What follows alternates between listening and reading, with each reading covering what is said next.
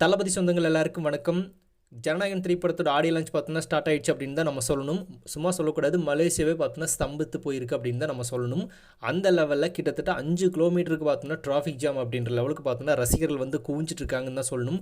மலேசியாவிலேருந்து global star தளபதி அப்படின்னு தான் சொல்லணும். என்னதான் இங்கிருந்து சில ஃபேன்ஸ் போயிருந்தாலும் கூட அங்கிருந்து வர ஃபேன்ஸ் தான் அதிகம் அப்படின்னு சொல்கிறாங்க.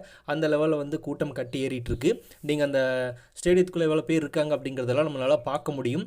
இப்போ ஸ்டார்ட் பண்ணிட்டாங்க. உள்ளே பார்த்தோன்னா சில பேர் என்ட்ரு ஆகிட்டாங்க.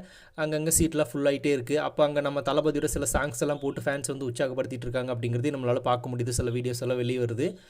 அதுக்கப்புறமா இன்னொன்று என்ன அப்படின்னா, ரெயின் கோட் கொடுத்துக்கிட்டு இருக்காங்க. எதுக்காக அப்படின்னா, மழை வரக்கூடிய கண்டிஷனில் இருக்கிறதுனால எல்லாருமே வந்து ரெயின் கோட் யூஸ் பண்ணிக்கலாம் அப்படின்னு ரெயின் கோட் கொடுத்துக்கிட்டு இருக்காங்க. ஒரு நல்ல முன்னேற்பாடு அப்படின்னு நம்ம சொல்லாத இதை பண்ணிகிட்டு இருக்காங்க.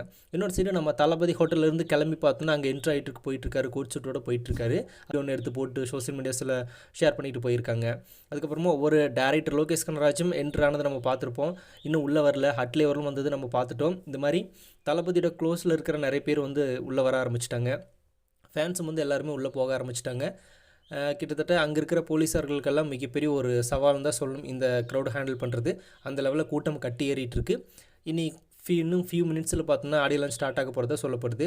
அங்கங்கே பார்த்தோன்னா சில ரிஹர்சல் பார்த்துட்ருக்காங்க. இந்த மாதிரியான விஷயங்களும் போயிட்டுருக்கு.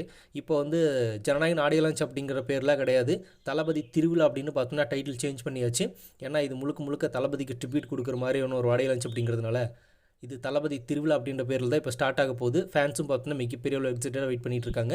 நம்மளும் அதுக்காக தான் வெயிட் பண்ணிகிட்டு இருக்கோம். எல்லாத்தையும் தாண்டி தளபதி அந்த மனுஷன் என்ன பேச போகிறார் அப்படின்றக்காக தான் இந்த அளவுக்கு ஒரு மிகப்பெரிய க்ரௌடே கட்டி ஏறிட்டு இருக்கு.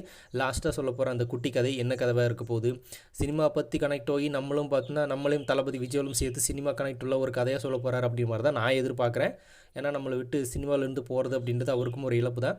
ஸோ அப்படி இருக்கிறப்போ விஜய் அவர்கள் பார்த்தோன்னா அதை மீன் பண்ணி ஏதாவது ஒரு குட்டி ஸ்டோர் சொல்கிற கூட வாய்ப்பு இருக்குது. பொறுத்திருந்து பார்ப்போம். ஸோ நீங்கள் என்ன நினைக்கிறீங்க இந்த ஆடியோ லான்ச் பற்றி அப்படிங்கிறத கமெண்ட்டில் ஷேர் பண்ணிட்டு போங்க. அப்படியே புதுசாக தளபதி ஃபேன்ஸ் யாராவது நம்ம சேனலை பார்த்துட்டு இருந்தால் மறக்காம சேனலை சப்ஸ்கிரைப் பண்ணிச்சுக்கோங்க.